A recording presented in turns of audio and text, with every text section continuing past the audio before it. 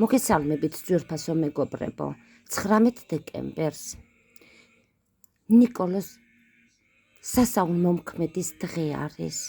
რა შეგიძლიათ გააკეთოთ 19 რიცხვში მთელი დღის განმავლობაში? შეგიძლიათ აიღოთ ხურდაფული.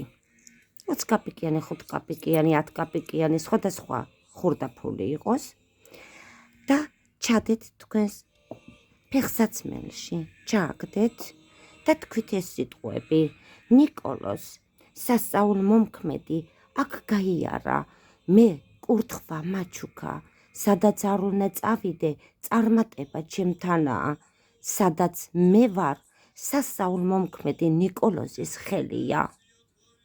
ასე გააჩერეთ მთელი ღამე, 20 რიცხვში ამოიღეთ ეს ხურდაფული ძვირფასო მეგობრებო და გაეცით ეკლესიის წინ ან ვინმეს აჩუქეთ.